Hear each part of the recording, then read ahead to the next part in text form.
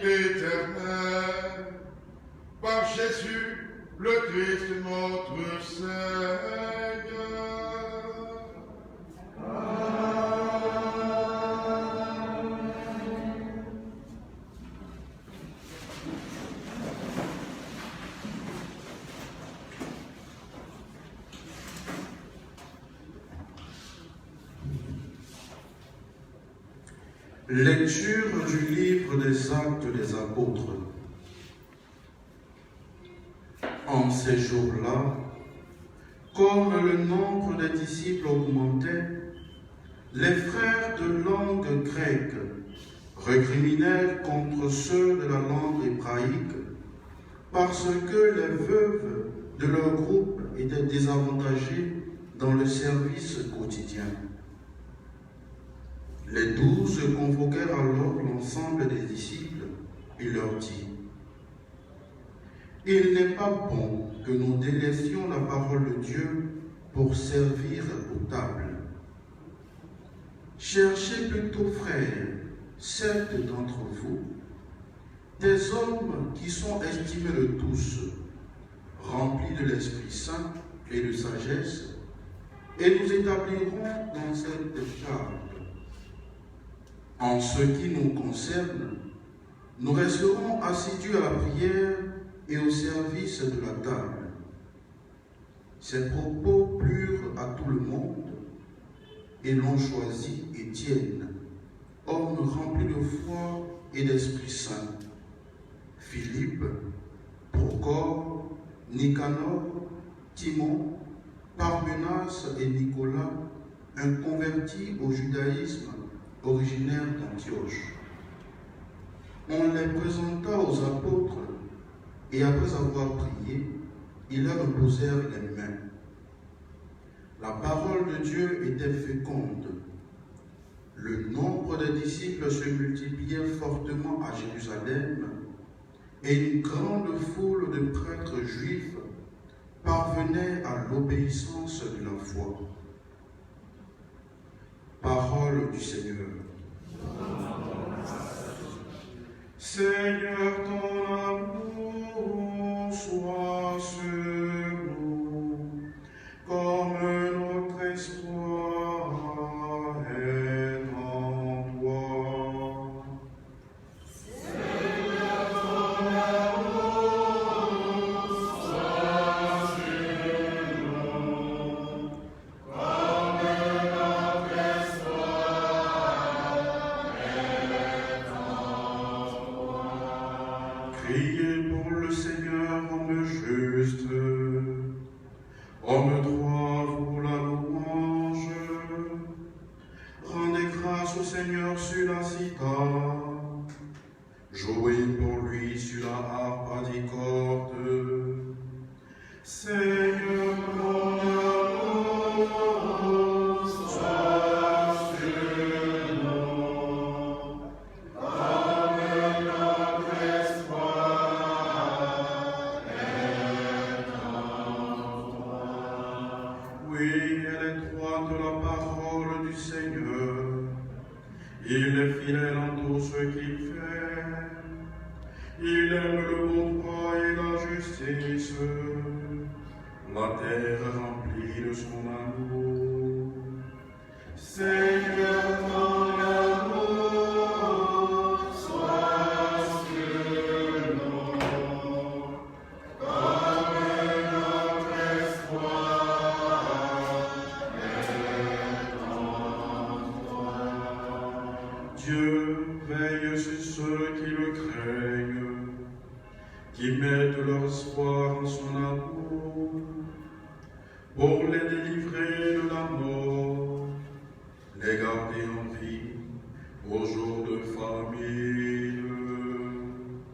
Seigneur, ton amour soit sur nous, comme notre espoir est en toi.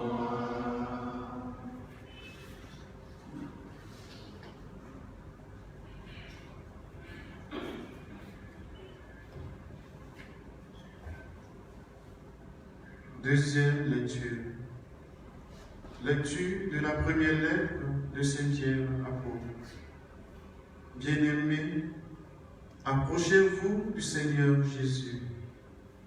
Il est la pierre vivante rejetée par les hommes, mais choisie et précieuse devant Dieu.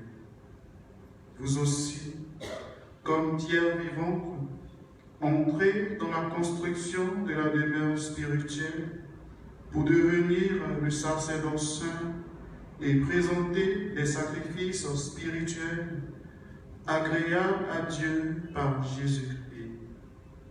En effet, il y a ceci dans l'Écriture. Je vais poser en Sion une pierre angulaire, une pierre choisie, précieuse. Celui qui met en elle sa foi ne saurait connaître la honte. Ainsi donc, honneur à vous les croyants, mais pour ceux qui refusent de croire, il est écrit: la pierre qu'ont rejetée les bâtisseurs est devenue la pierre d'angle, une pierre d'achoppement, un rocher sur lequel on trébuche. Ils achoppent ceux qui refusent d'obéir à la parole, et c'est bien ce qui devait leur arriver. Mais vous êtes une descendance choisie, un sacerdoce royal, une nation sainte, un peuple destiné au salut, pour que vous annonciez les merveilles de celui qui vous a appelé des ténèbres à son admirable lumière. Parole du Seigneur.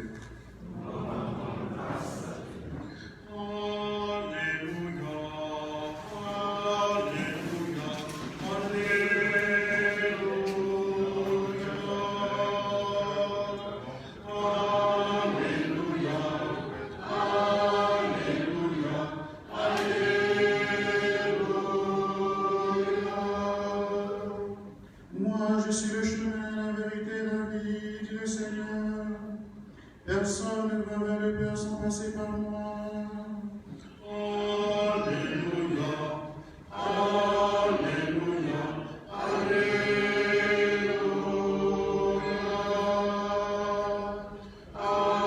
Alléluia, Alléluia, Alléluia.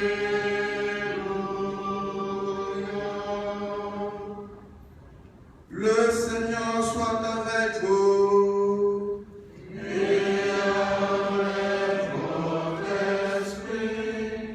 Évangile de Jésus-Christ selon Saint Jean. Gloire à toi, Seigneur.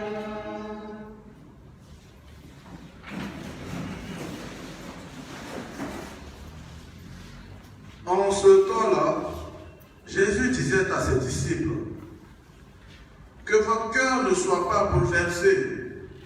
Vous croyez en Dieu, croyez aussi en moi.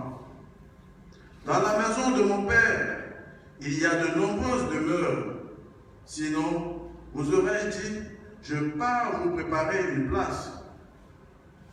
Quand je serai parti vous préparer une place, je reviendrai et je vous emmènerai auprès de moi, afin que là où je suis, vous soyez vous aussi. Pour aller où je vais, vous savez le chemin. Thomas lui dit: Seigneur, nous ne savons pas où tu vas. Comment pourrions-nous savoir le chemin? Jésus lui répond: moi, je suis le chemin, la vérité et la vie. Personne ne va vers le Père sans passer par moi. Puisque vous me connaissez, vous connaîtrez aussi mon Père. Dès maintenant, vous le connaissez et vous l'avez vu. Philippe lui dit: Seigneur, montre-nous le Père, cela nous suffit. Jésus lui répond: il y a si longtemps que je suis avec vous, et tu ne me connais pas, Philippe. Celui qui m'a vu a vu le Père. Comment peux-tu dire: montre-nous le Père? Tu ne crois donc pas que je suis dans le Père et que le Père est en moi? Les paroles que je vous dis, je ne les dis pas de moi-même. Le Père qui demeure en moi fait ses propres œuvres. Croyez-moi, je suis dans le Père et le Père est en moi. Si vous ne me croyez pas, croyez du moins à cause des œuvres elles-mêmes. Amen, amen, je vous le dis, celui qui croit en moi fera les œuvres que je fais. Il en fera même de plus grandes, parce que je pars vers le Père. Veuillez vous mettre debout.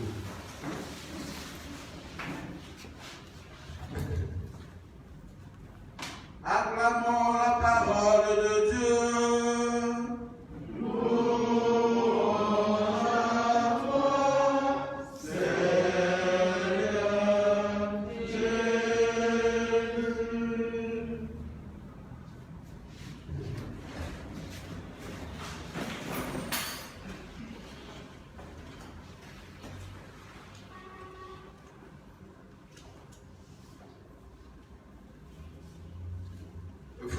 voyons dans la première lecture que nous venons d'écouter en ce 5e dimanche de Pâques, comment l'Église primitive s'organise après l'ascension de notre Seigneur Jésus-Christ autour des 12.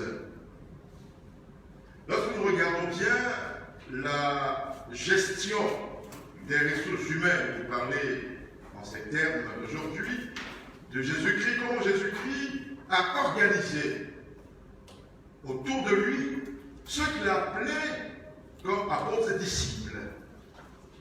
Lorsque nous regardons bien les évangiles, nous voyons que dans l'organisation sociale, dans la gestion des ressources humaines de Jésus-Christ, pour l'accompagner dans sa mission, il s'est choisi 12 apôtres. Et parmi les 12, il y a une hiérarchie. Pendant les moments importants de Jésus-Christ, je prends l'exemple de la transfiguration, voyons que Jésus-Christ amène avec lui le premier cercle qui s'est constitué, c'est-à-dire Pierre, Jacques et Jean. Le cercle des intimes, le premier cercle.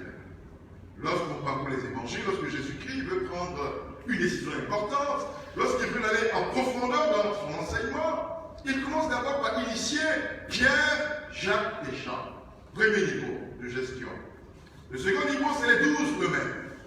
Les 12 apôtres qu'il a appelés, qu'il s'est choisi, qu'il a enseigné, qu'il a investi, qu'il a institué, les premiers évêques, les premiers prêtres, pour l'accompagner, pour être envoyé dans sa mission, ont été le cercle autour duquel s'est organisée l'Église primitive.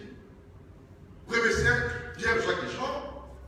Deuxième cercle autour duquel s'organise l'Église primitive, les 12, qui vont prendre conscience de leur responsabilité. Et après les 12, nous avons les 72 disciples. Voilà comment Jésus-Christ a organisé sa mission, ses œuvres, pour les envoyer annoncer l'Évangile. Et donc là, nous voyons comment cette Église primitive s'organise, les disciples, autour des 12 colonnes. Et l'Église également continue à s'organiser autour des 12, dont les successeurs sont les évêques, qui sont dans une collégialité avec le pape François. Ce sont eux qui font l'Église avec les baptisés. Alors, cette organisation que le Christ ait choisie, il va les investir, les former, les enseigner, pour perpétuer son œuvre. L'œuvre pour laquelle son Père l'a envoyé. C'est la mission que l'Église continue. Et cette œuvre, quelle que c'est? Lorsque vous lisez les évangiles, nous voyons que les œuvres du Christ s'organisent autour de 3 ministères essentiels. 3 ministères essentiels. Et il est important de le comprendre. Le premier ministère, c'est le ministère d'évangélisation et d'enseignement. Allez de par le monde, faites des disciples, baptisez-les au nom du Père et du Fils et du Saint-Esprit, et enseignez-les, apprenez-leur à garder tous mes commandements. Le ministère public de Jésus a été essentiellement un ministère d'annonce du royaume, l'annonce de la bonne nouvelle, un ministère d'enseignement. Donc la priorité de la mission de l'Église, c'est d'abord exercer ce ministère d'évangélisation et d'enseignement. Après quoi viennent les 2 autres ministères, les ministères charismatiques, de guérison et d'exorcisme. Voici à quoi consistait l'œuvre de Jésus-Christ. Et puis vient après la passion, mort, résurrection, ascension. Et ce ministère doit se perpétuer. c'est la mission de l'Église aujourd'hui. Et nous le voyons dans la première lecture, que c'est une priorité des priorités. Dans l'Église primitive, les premiers chrétiens vivaient de la communion, les gens se convertissaient, ils vendaient leurs biens, ils mettaient tout en commun, ils apportaient tout cela aux pieds des 12 pour en administrer les biens et les partager avec les autres. En commençant bien sûr par les plus pauvres, les veuves, les orphelins. Il faut s'en occuper. On comprend qu'il ne suffit pas d'annoncer l'évangile. Il faut aussi s'occuper de l'homme qui est au centre de la prédication de Jésus. Mais au début, les choses étaient un peu compliquées. Les 12 ont compris que la communauté grandit, il faut les prendre en charge. Alors, dans la distribution, dans le partage du pain, dans la prise en charge des plus pauvres, cela prenait un peu plus de temps. Alors, il faut aller à l'essentiel, c'est la prédication, l'évangélisation, et ainsi l'Esprit Saint va inspirer les 12 à instituer l'ordre des diacres. Et le premier diacre, c'est Étienne. Étienne, il sera choisi parce qu'il a d'abord un homme de foi, rempli du Saint-Esprit, et un homme d'une grande réputation, bonne réputation. Mais cela est important, parce que dans la mission d'évangélisation, pour le prédicateur, il faut qu'il y ait une corrélation entre l'évangile qu'il annonce et sa propre vie. Il faut qu'il y ait une corrélation entre l'évangile qu'il annonce et lui-même sa vie. S'il y a une dichotomie, mais c'est un contre-témoignage. Donc voilà pourquoi la réputation du pasteur, de l'évêque, du prêtre, c'est important. Le monde aujourd'hui, les hommes ont besoin de témoins, de témoignages de vie qui reflètent la vérité de l'évangile qu'on annonce. Et donc, on se choisit Étienne comme le premier diacre pour que les 12 s'adonnent à la priorité qu'est la prière et l'exercice du ministère de la parole de l'évangélisation. Et ce ministère, il consiste à quoi? Il consiste essentiellement à annoncer Jésus-Christ. Mais quel Jésus? Aujourd'hui, en 2020, on doit se poser la question, quel Jésus nous annonçons dans la mission d'évangélisation et d'enseignement? C'est pour l'a dit aux Corinthiens, quand il allait visiter les Corinthiens, quand il a commencé sa mission auprès des Corinthiens, il dit, moi, Saint Paul, je suis venu, non pas pour enseigner ma sagesse, non pas pour enseigner la philosophie hellénistique ou grecque, non pas pour enseigner ma propre vision, non, je suis au milieu de vous pour vous annoncer Jésus-Christ crucifié. Voilà ce qu'il vient enseigner. Jésus-Christ crucifié. Donc dans la mission d'évangélisation, d'enseignement, quel Jésus nous annonçons aux hommes. Aujourd'hui, on veut enlever la croix dans la vie des chrétiens. C'est le Jésus-Christ thaumaturge, faiseur de miracles sensationnels qu'on veut annoncer aux hommes. C'est vrai, le Christ a opéré des miracles dans ses œuvres.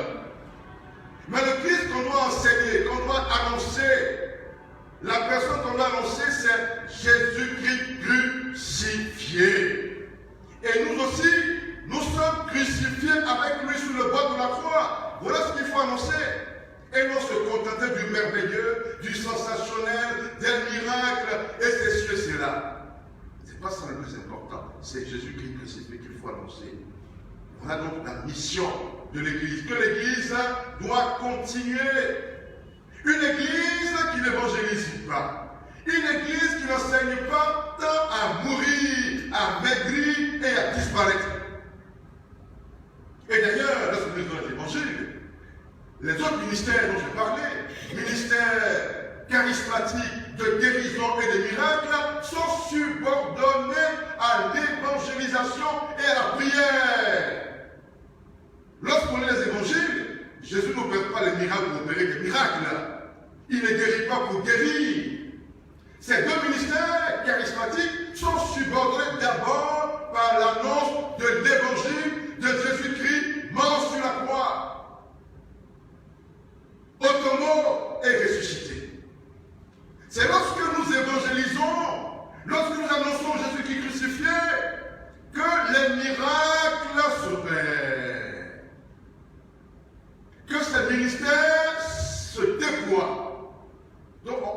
pas de miracle pour faire miracle.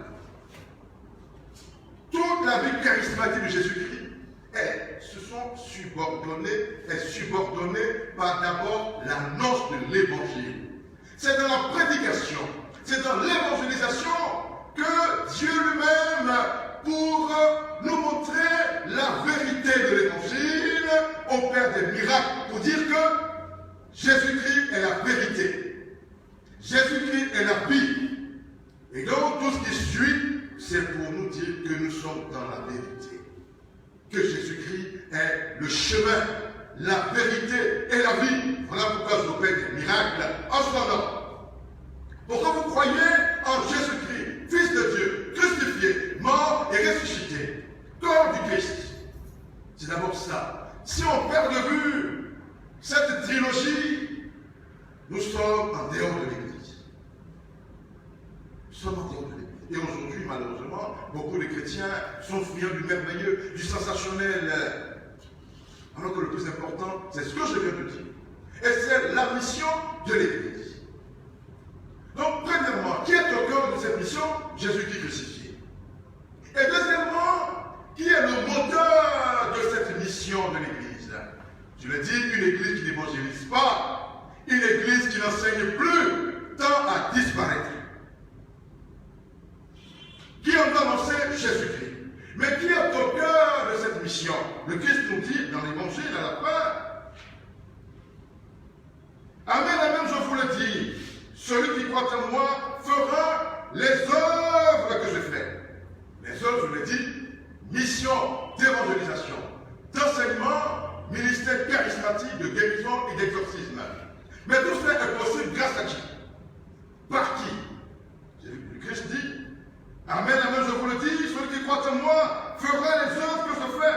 Il en fera même de plus grandes. Parce que je pars vers qui?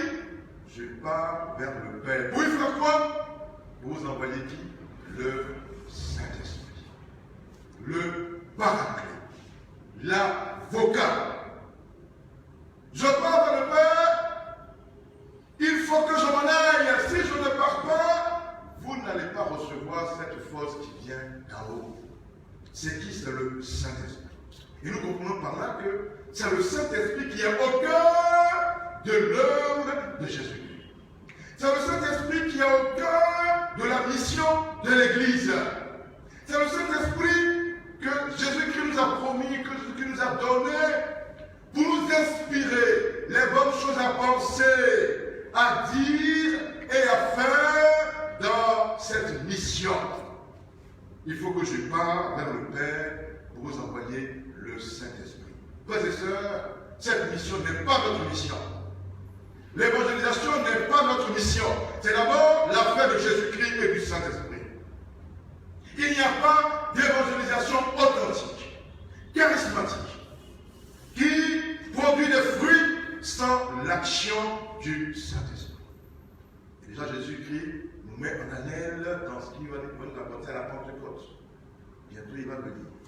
Donc l'Esprit Saint est au cœur de l'œuvre de Jésus-Christ. Voilà pourquoi nous devons le prier, nous devons l'évoquer. C'est d'abord avec le Saint-Esprit qu'on organise la mission d'évangélisation. Parce que c'est le Saint-Esprit, c'est qui touche les cœurs. C'est Dieu qui convertit les cœurs par l'action silencieuse du Saint-Esprit. Ce n'est pas l'œuvre des hommes. Donc l'Esprit Saint est au cœur de cette mission.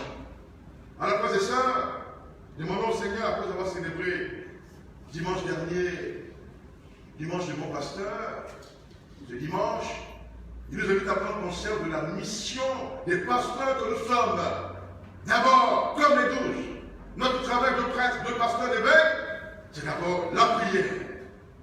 C'est la prière qui donne Dieu. C'est la prière qui donne le Saint-Esprit. C'est la prière qui nous ouvre à la grâce de Dieu. Soyons d'abord des pasteurs, des prêtres, des baptisés, des hommes de prière. Des hommes qui donnons l'enseignement, le vrai enseignement, la saine doctrine de l'Église catholique.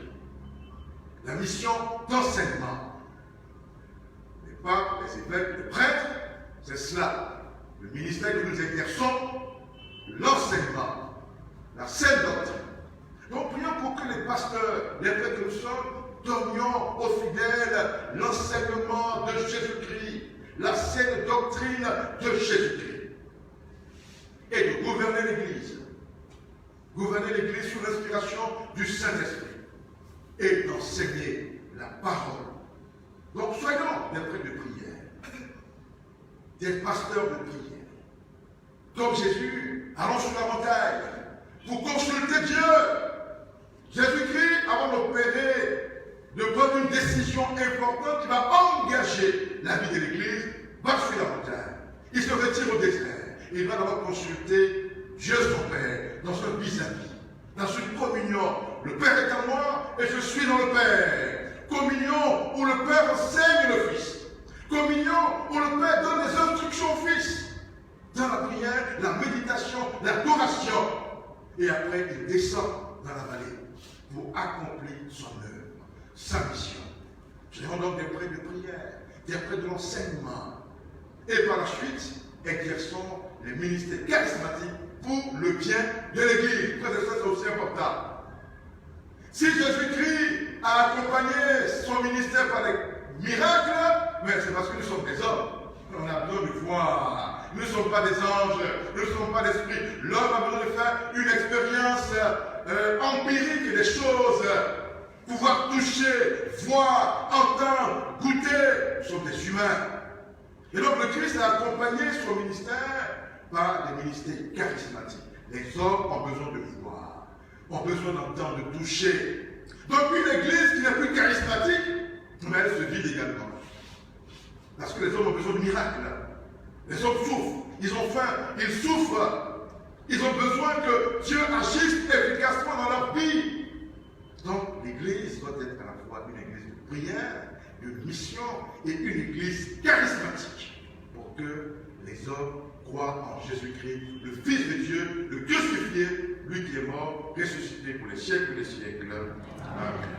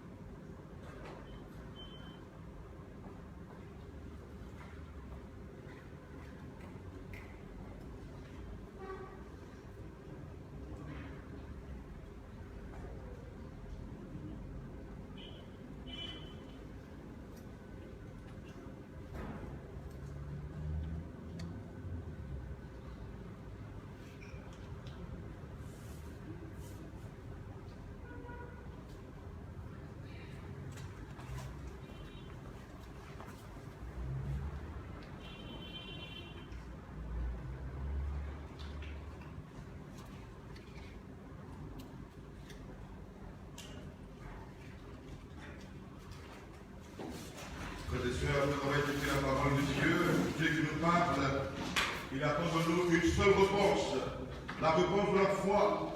Oui Seigneur, je crois, oui Seigneur, nous croyons. Je crois dans le seul Dieu. Le Père Tout-Puissant, le Créateur du ciel et de la terre, et de l'univers visible et invisible. Je crois dans le seul Seigneur, Jésus-Christ, le Fils unique de Dieu, né du Père avant tous les siècles. Il est Dieu, né de Dieu, lumière, né de la lumière, vrai Dieu, né du vrai Dieu, engendré, non pas créé, de même nature que le Père, et par lui, il a été fait, pour nous les hommes et pour notre salut.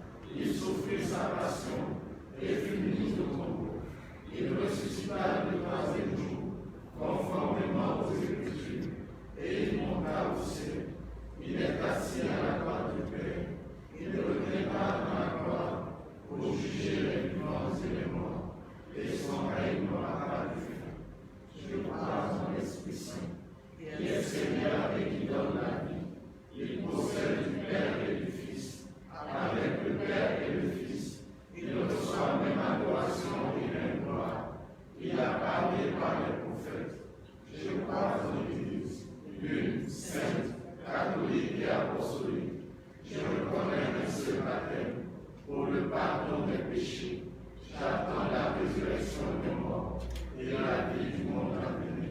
Amen. En ces jours très saints, supplions le Père Tout-Puissant, afin que la Pâque de son Fils unique, Jésus-Christ, notre Seigneur, apporte grâce et joie au monde entier. Ensemble, supplions le Seigneur. Kyrie eleison.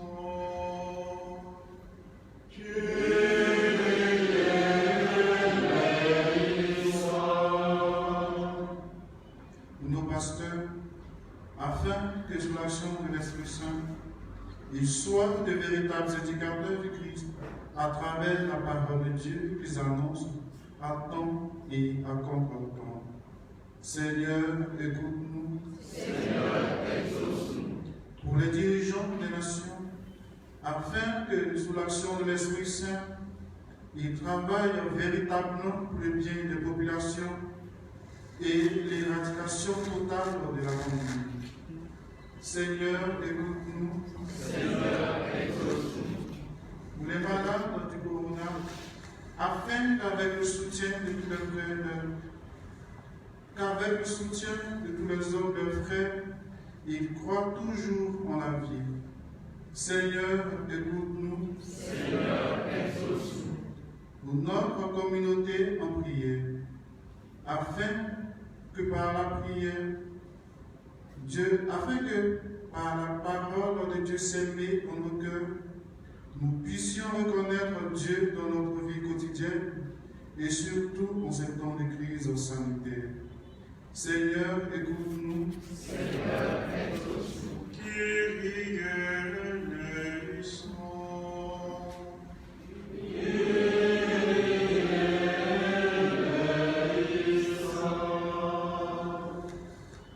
Dieu qui sait toutes choses, tu vois tous les besoins de notre vie humaine.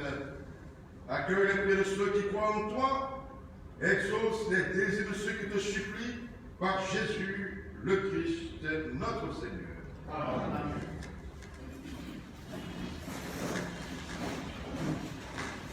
Combien de fois, ô Père très bon, nous t'offrons les merveilles de ton amour.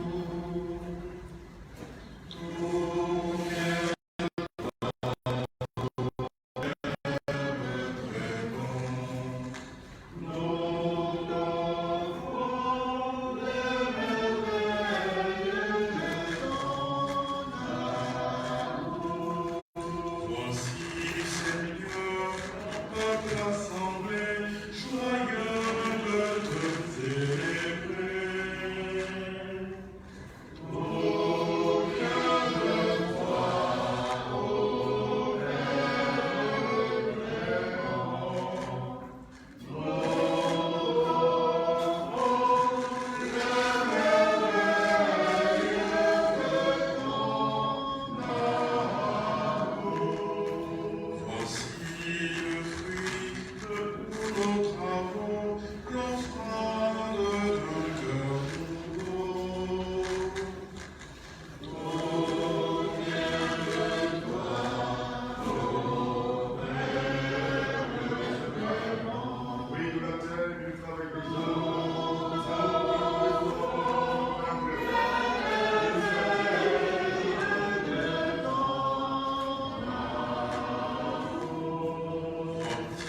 et la joie de notre amitié, l'amour nous a rassemblés.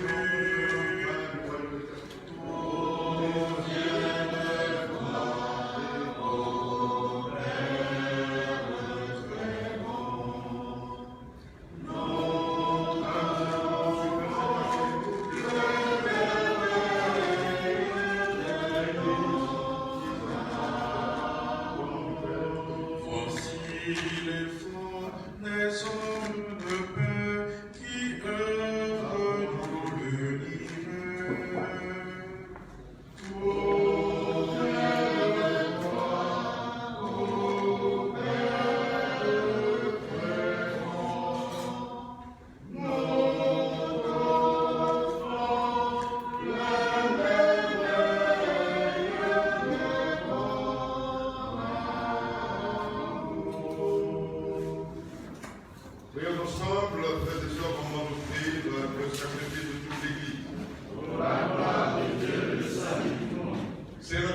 que dans l'admirable échange du sacrifice eucharistique, tu nous fais participer à ta propre nature divine. Puisque nous avons la connaissance de ta vérité, accorde-nous de lui être fidèles par toute notre vie. Par Jésus le Christ, notre Seigneur.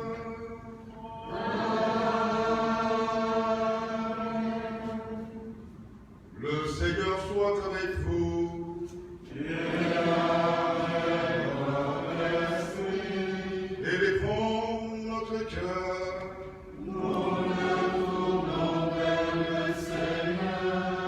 Rendons grâce au Seigneur notre Dieu.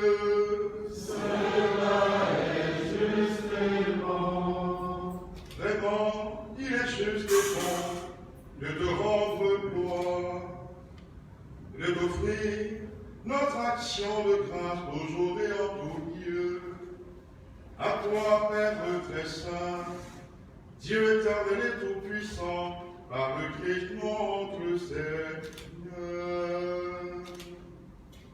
Dans le mystère de sa Pâque, il a fait une œuvre merveilleuse, car nous étions esclaves de la mort et du péché. Et nous sommes appelés à partager sa gloire. Nous portons désormais ses noms glorieux, nation sainte, peuple racheté, race choisie, sacerdoce royal. Nous pouvons annoncer au monde la merveille que tu as accomplie, toi qui nous fais passer les ténèbres à ton admirable lumière. C'est pourquoi avec les anges et les archanges, avec les puissances d'en haut et tous les esprits bienheureux, nous chantons l'hymne de ta gloire et sans fin nous proclamons.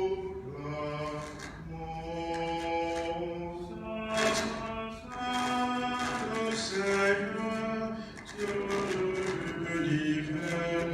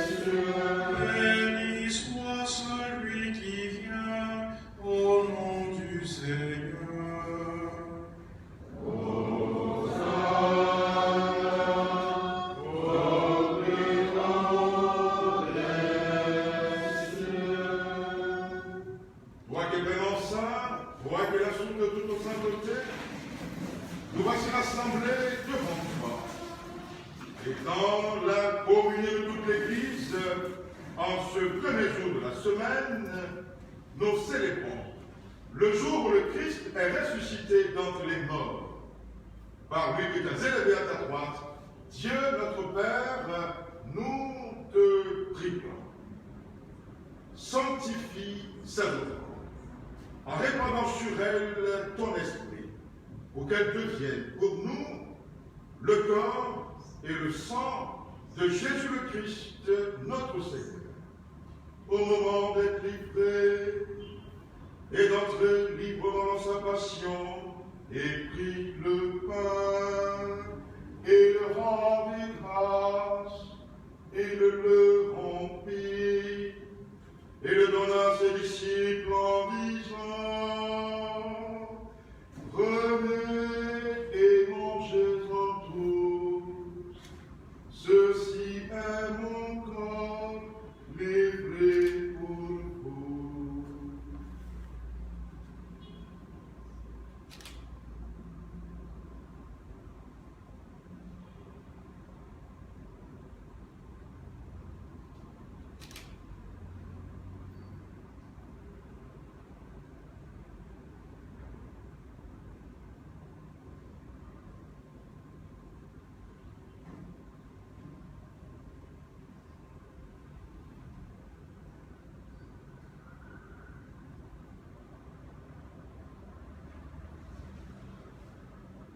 De même, à la fin du repas, il prit la coupe.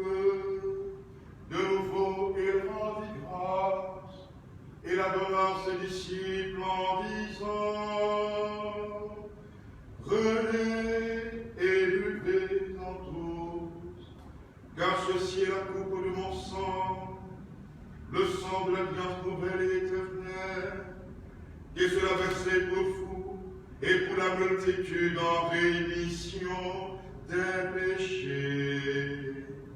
Vous ferez cela en mémoire de moi.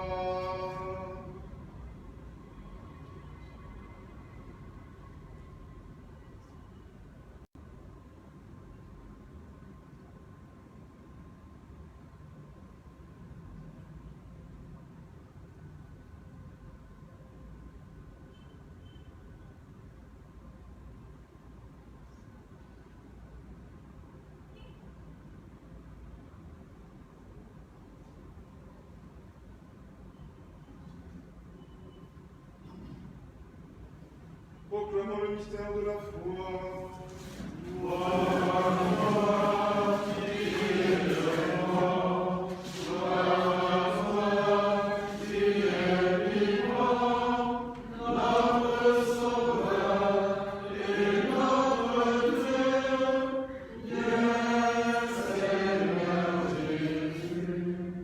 Ici mémoire de la mort et de la résurrection de ton Fils, nous t'offrons, Seigneur, le pain de la vie et la coupe du salut, et nous te rendons grâce car tu nous as choisis pour servir en ta présence. Humblement, nous te demandons qu'en ayant part au corps et au sang du Christ, nous soyons rassemblés par l'Esprit Saint en un seul cœur.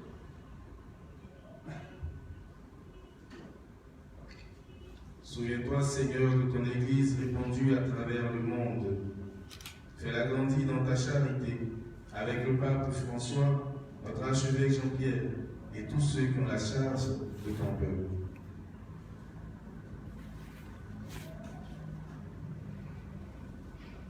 Souviens-toi aussi de nos frères qui se sont endormis en l'espérance de la résurrection, et de tous les hommes qui ont quitté cette vie. Reçois-les dans ta lumière auprès de toi. Sur nous tous, enfin, nous implorons ta bonté sur les intentions de cette messe, action de grâce, aide, assistance et protection.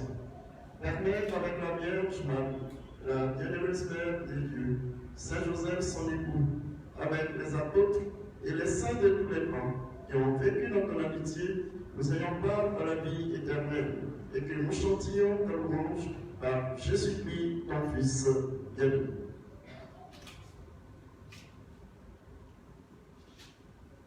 Par lui, avec lui et en lui, à toi, Dieu le Père Tout-Puissant, dans l'unité du Saint-Esprit, tout honneur et toute gloire pour les siècles des siècles. Amen.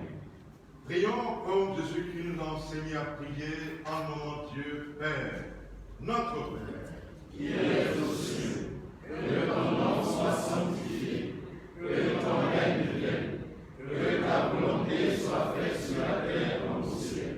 Donne-nous aujourd'hui notre pain de ce jour. Pardonne-nous nos offenses, comme nous pardonnons aussi à ceux qui nous ont offensés. Et ne nous laisse pas entrer en tentation, mais délivre-nous du mal. Délivre-nous de tout mal, Seigneur, et donne la paix à notre temps. Donne une paix durable à notre pays, la Côte d'Ivoire. Par ta miséricorde, libère-nous du péché. Rassure-nous devant les épreuves en cette période de pandémie, devant les épreuves de la maladie, de la précarité, la pauvreté, la prison. Rassure-nous, Seigneur. En cette nuit, nous espérons le bonheur que tu promets et l'avènement de Jésus-Christ, notre Sauveur. Grâce à toi qu'appartiennent le règne, la puissance et la gloire, pour les siècles des siècles. Seigneur Jésus-Christ, tu as dit à tes apôtres, je vous laisse la paix, je vous donne ma paix. Ne regarde pas nos péchés, mais la foi de ton Église, pour que ta volonté s'accomplisse. Donne-lui toujours cette paix et conduis-la avec une unité parfaite. Toi qui règnes pour les siècles des siècles. Que la paix du Seigneur soit toujours avec vous. Et avec votre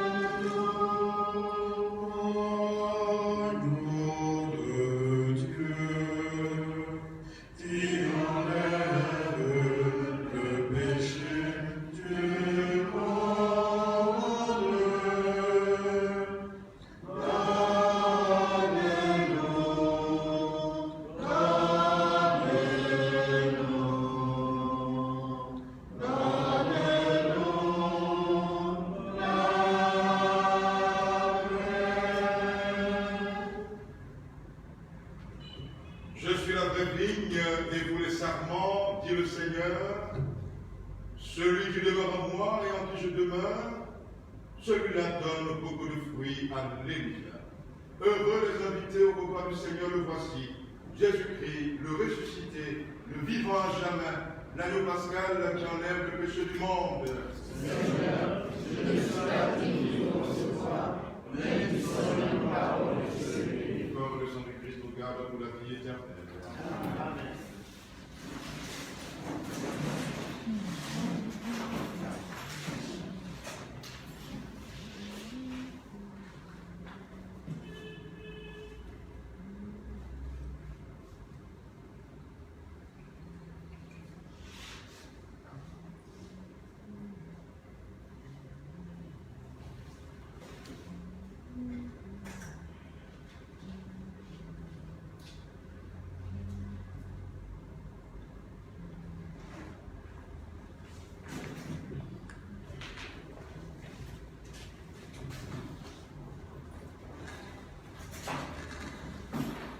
Christ a été immolé,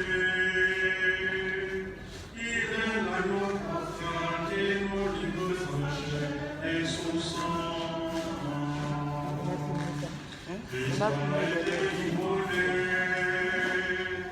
il est l'agneau pascal qui nous livre sa chair et son sang. Chantons le Dieu car la Pâque du Seigneur, Jésus a remporté la victoire. Christ a été immolé, il est l'agneau pascal qui nous livre sa chair et son sang. Au milieu de la nuit, c'est Jésus qui surgit, qui sème les vivants de la tombe. Christ a été immolé, il est l'agneau pascal qui nous livre sa chair et son sang. Christ a été immolé, il est l'agneau pascal qui nous livre sa chair et son sang.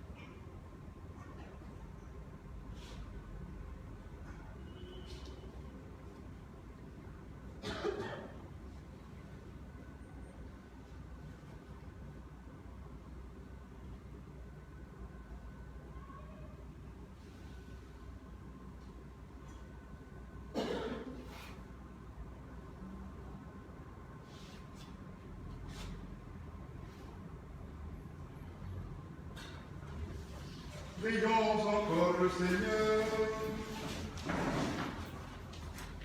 Dieu très bon, reste auprès de ton Père, car sans toi notre vie tombe en bruit.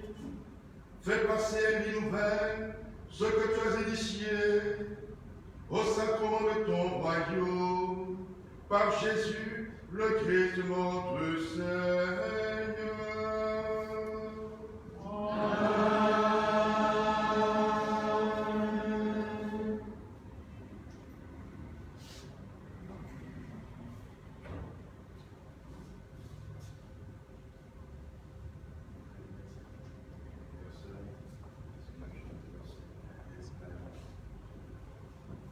Anniversaire de vous appelez comment?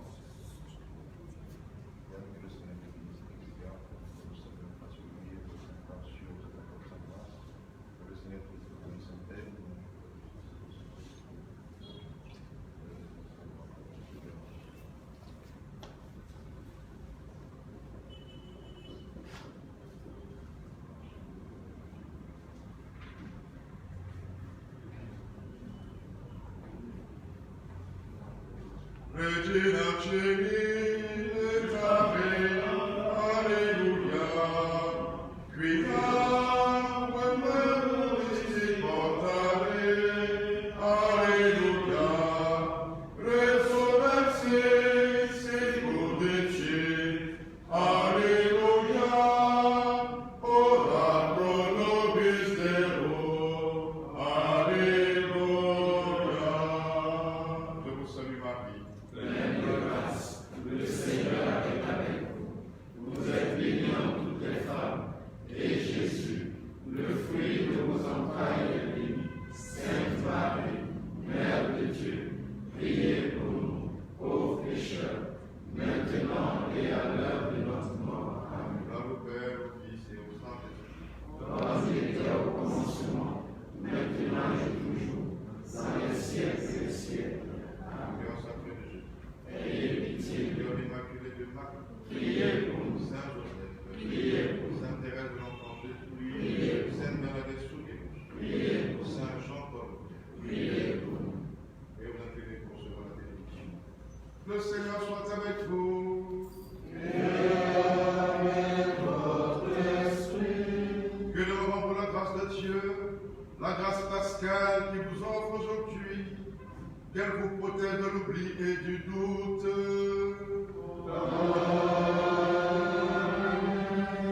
Par la résurrection de son Fils, il vous a fait déjà renaître, qu'il vous rappelle toujours à cette joie que rien, pas même la mort, ne pourra vous ravir.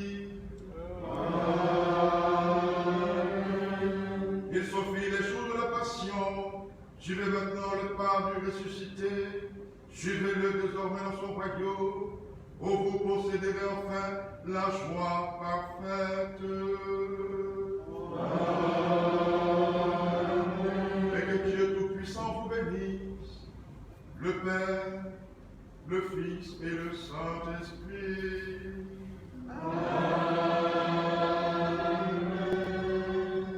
Nous saluons tous les paroissiens de Sainte-Bernadette, vous qui nous suivez à travers les pages Facebook de la paroisse.